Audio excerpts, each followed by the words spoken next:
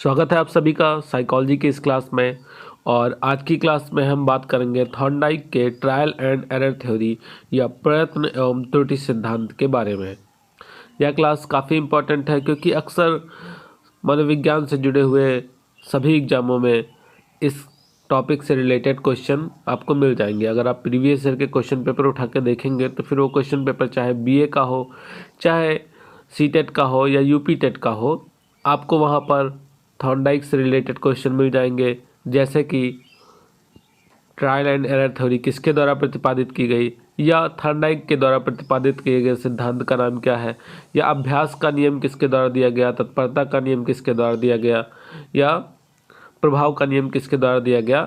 इन सभी से टॉपिक से रिलेटेड क्वेश्चंस आपको पेपर्स में मिल जाएंगे। तो आप ध्यान से इस वीडियो को देखें और समझने की कोशिश करें। स्टार्ट करते हैं आज की क्लास। थॉर्नडाइक ने अधिगम सिद्धांत के रूप में अभ्यास एवं त्रुटि का सिद्धांत दिया, ट्रायल एंड एरर थ्योरी दिया। इसमें इन्होंने यह बताया कि व्यक्ति जब कोई उद्दीपक के प्रति अनुक्रिया करता है तो जब वह सही अनुक्रिया कर ले जाता है तो उस सही अनुक्रिया और व्यक्ति के बीच में एक संबंध स्थापित हो जाता है। जैसा कि यहाँ पर देखें, थॉर्नडाइक ने बताया है कि जब कोई उद्दीपक व्यक्ति के सामने दिया जाता है तो वह उसके प्रति अनुक्रिया करता है। अनुक्रिया सही होने पर व्यक्ति का उस उद्दीपक से संबंध स्थापित हो जाता है।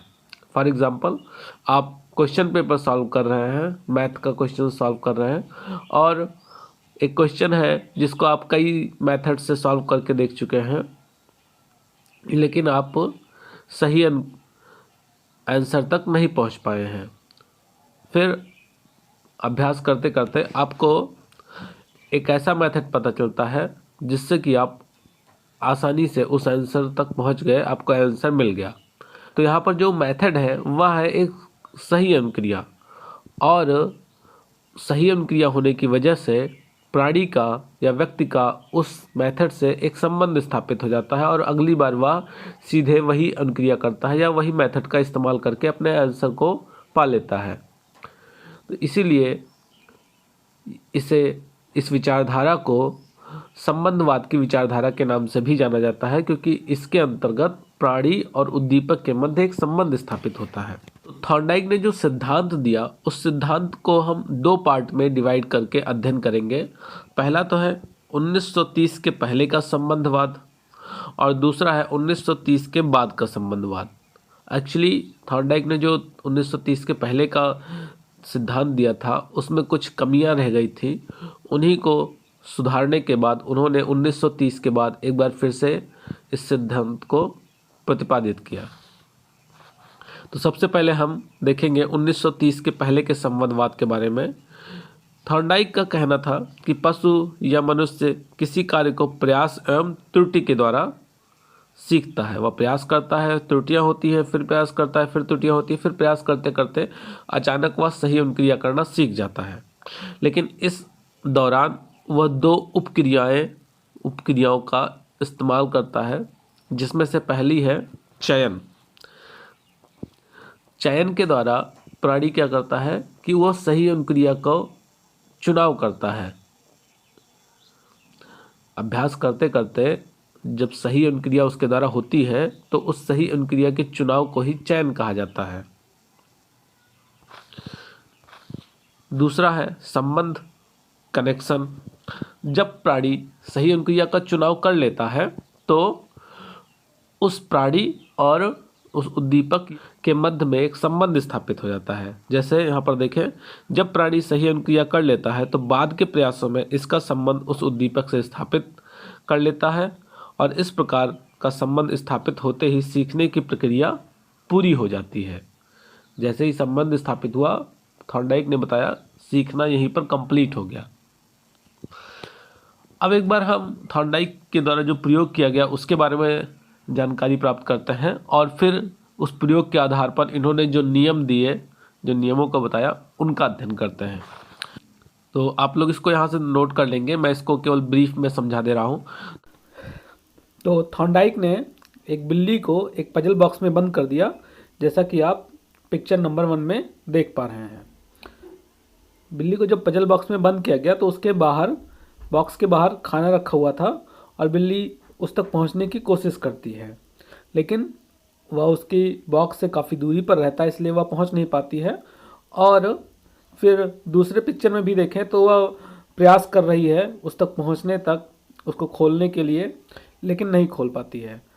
फिर इसी दौरान तीसरे पिक्चर में आप देखेंगे तो जब वो बाहर हाथ डाल के, अपना पंजा डाल के बाहर उस तक पहुंचने की कोशिश कर रही थी, उसी दौरान जो नोब था, जो सिटकनी थी, वो उसके हाथ से दब गई और दरवाज़ा खुल गया, जैसा कि आप पिक्चर नंबर 4 में देख पा रहे हैं।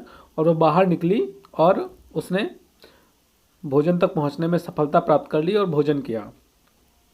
यही प्रक्रिया दोबारा होती है। थॉर्नडाइक फिर उसे उठाकर पिंजरे में बंद कर देते हैं, बॉक्स में बंद कर देते हैं, और वह दोबारा से ऐसे ही कोशिश करने लगती है कि किस तरीके से वह सही अनुक्रिया हुई थी और दोबारा हो, ताकि वह भोजन तक पहुंच जाए।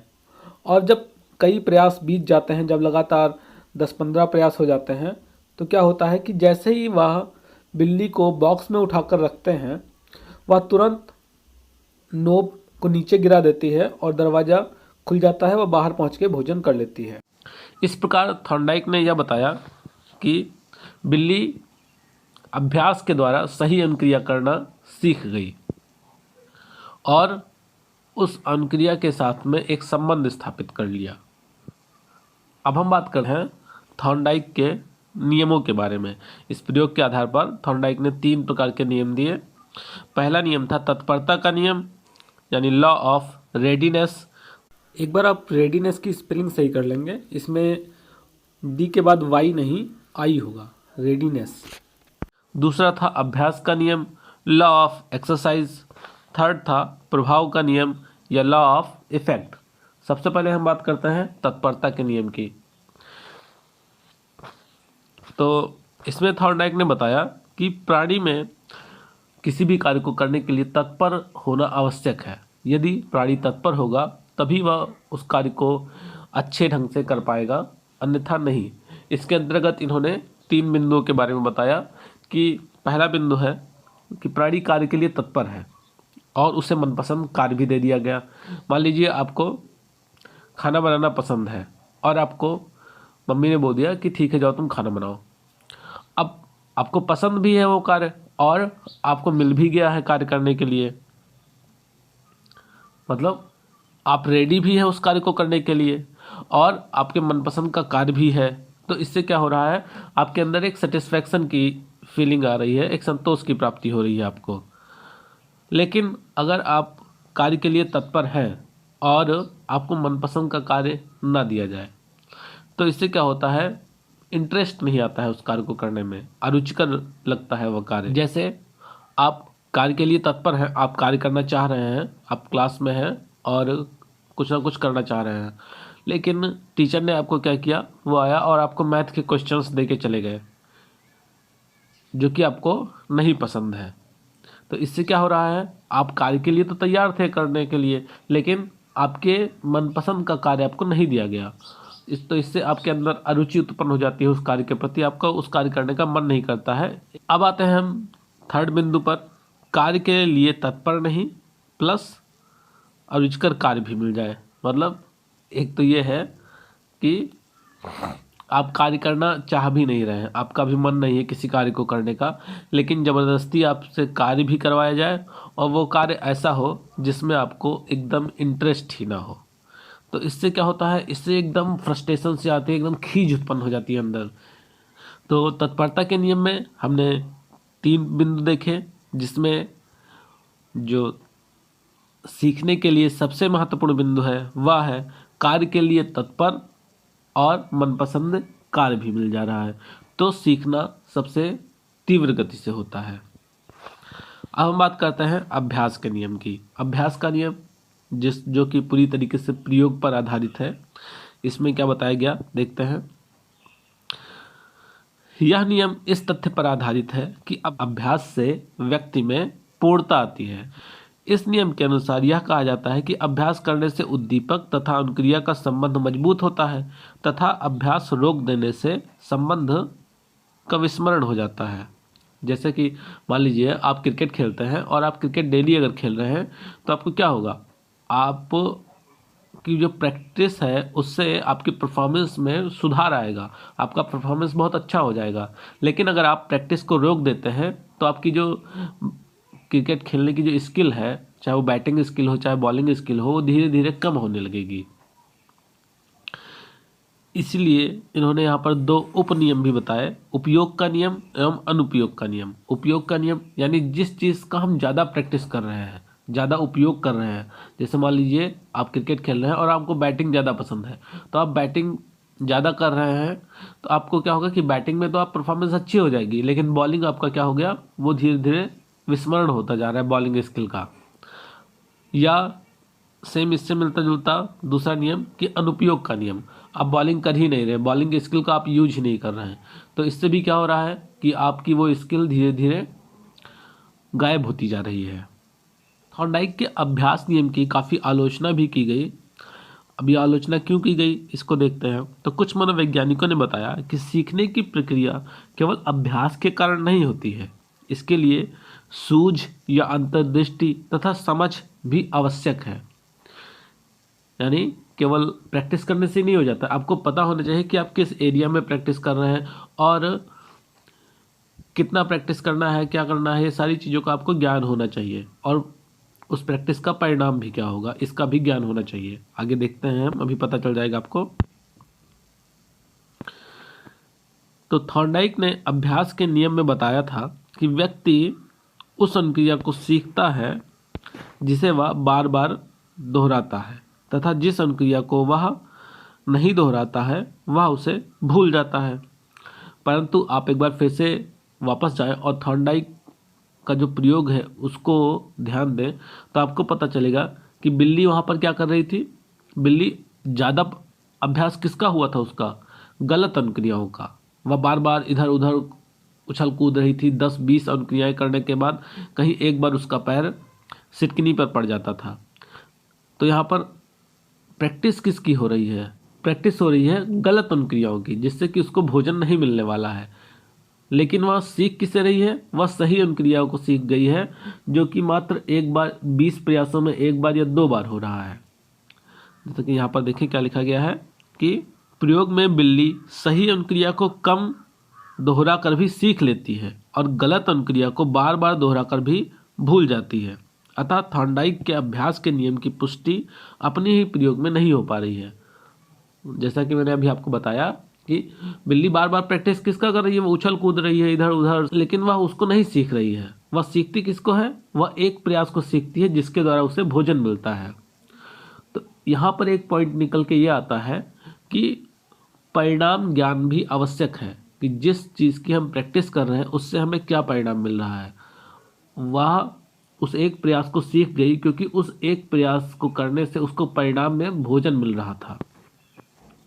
यहाँ पर देखिए थर्ड पॉइंट में आपको क्लियर हो जाएगा कि अभ्यास की मात्रा ही महत्वपूर्ण नहीं है, अपितु समान अभ्यास की दशा में परिणाम का ज्ञान अत्यंत महत्वपूर्ण है।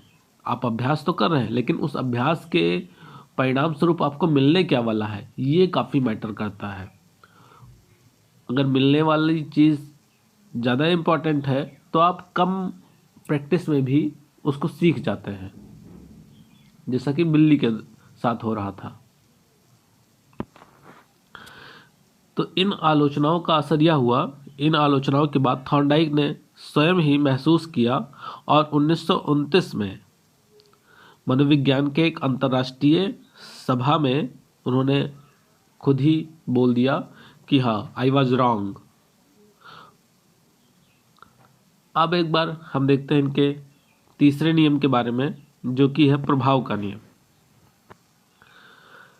प्रभाव के नियम में किसी उद्दीपक तथा अनुक्रिया का संबंध उसके परिणाम के आधार पर मजबूत या कमजोर होता है।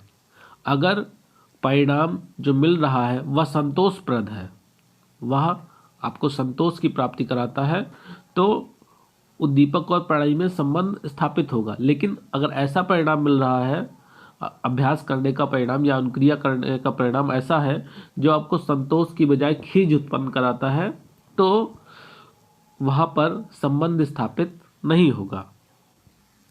अब हम देखते हैं 1930 के बाद के संबंधवाद के बारे में, जो इन्होंने चेंजेस किए उसके बाद का जो सिद्धांत दिया उसके बारे में देखते हैं।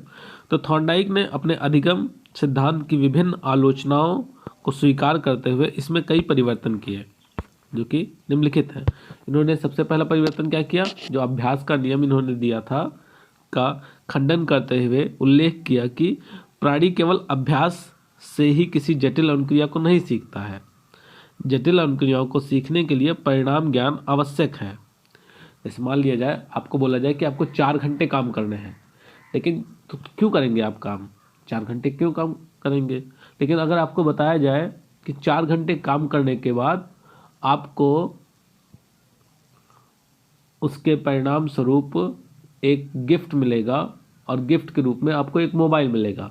अब आपको मोबाइल बहुत पसंद है, आपके पास है भी नहीं, तो आप 4 घंटे नहीं 8 घंटे भी काम कर रहे हैं, क्योंकि आपको परिणाम ज्ञान पहले से ही पता है कि हाँ 4 घंटे काम करने के बाद मुझे मोबाइल मिल जाएगा। अब हम बात करते हैं अगले परिवर्तन के बारे में, जो कि है प्रभाव नियम का संक्षेपीकरण या truncation of law of effect. तो थॉर्नडाइक ने अपने पहले के प्रभाव के नियम को संशोधित करके बताया कि सीखी जाने वाली अनुक्रिया पर पुरस्कार का प्रभाव दंड की तुलना में अधिक होता है। यानी कि पुरस्कार देने से तो उद्दीपक और अनुक्रिया के बीच संबंध मजबूत होता है, परंतु यदि पुरस्कार की जगह पर दंड दिया जाता है तो उससे वह अनुक्रिया कमज़ोर नहीं होती है। जैसा कि अगर हम ध्यान दें तो जैसे एक बच्चा है, वह टीवी देख रहा है और पढ़ नहीं रहा है, तो उसके पापा द्वारा उसे मारे जाने की अनुक्रिया की जाती है। तो वह बच्चा कुछ देर के लिए टीवी नहीं देखता है, चुपचाप बैठकर पढ़ाई करने लगता है। लेकिन जैसे ही उसके फादर वहाँ से जाते हैं तो वह क्या करता है, वह फिर से टीवी देखने लगता है। यानी जो उसको दंड दिया गया उस दंड का कुछ खास प्रभाव नहीं पड़ा, लेकिन थॉर्नडाइक का मानना है कि अगर उस दंड की अपेक्षा वहाँ पर उसको पुरस्कार दिया जाता, यानी अगर वो अपना काम पूरा कर लेता, पढ़ाई कर लेता और उसके पापा के द्वारा उसको पुरस्कार दिया जाता पढ़ाई करने के बाद, तो वह दोबारा खुद से ही पढ़ाई करने की कोशिश करता, उसे दंड देने की आवश्यकता ही न पड़ती। नेक्स्ट जो परिवर्तन किया इन्होंने अपने नियम में, वह था प्रभाव प्रसार, स्प्रेड ऑफ इफेक्ट। तो थॉर्नडाइक ने अपने प्रयोग के आधार पर बताया कि पुरस्कार का प्रभाव केवल पुरस्कार प्राप्त करने वाली ही अनुक्रियाओं तक ही सीमित नहीं होता है, बल्कि आसपास के जो दंडित अनुक्रियाएं हैं उन पर भी इसका प्रभाव पड़ता है। जैसे जब बिल्ली को बॉक्स में रखा गया तो उसने उछल कूद करना स्टार्ट कर दिया। उसी उछल कूद के दौरान उससे एक सही अनुक्रिया होती है और उस सही अनुक्रिया के फलस्वरूप दरवाज़ा खुल जाता है और वह भोजन तक पहुंच जाती है। दोबारा जब उसे कमरे में या बॉक्स में बंद किया गया तो उसने क्या किया, वह फिर से उछल कूद करना स्टार्ट कर देती है और उस सही अनुक्रिया को करने की कोशिश करती है। लेकिन उस सही अनुक्रिया को करने की कोशिश में उससे गलत अनुक्रियाएं भी हो रही हैं, जो कि किसका परिणाम है, उस सही अनुक्रिया के द्वारा मिले गए पुनर्बलन का परिणाम है, भोजन का परिणाम है, जो प्रेरित करता है उसे व्यवहार करने पर और उस व्यवहार के दौरान गलत अनुक्रियाएं भी करने पर। तो इस तरह थॉर्नडाइक का ट्रायल एंड एरर थ्योरी यहाँ पर समाप्त होता है। यह काफ़ी इम्पोर्टेंट है, आप लोग इसको समझने की कोशिश करिएगा, एक बार नहीं तो 2 बार देखकर समझने की कोशिश करिएगा, क्योंकि आपको क्वेश्चंस 100% इस टॉपिक से रिलेटेड मिल ही जाएंगे एग्ज़ाम में। तो आज की क्लास में इतना ही। अगली क्लास में हम अधिगम के गेस्टाल्ट सिद्धांत के बारे में अध्ययन करेंगे। धन्यवाद।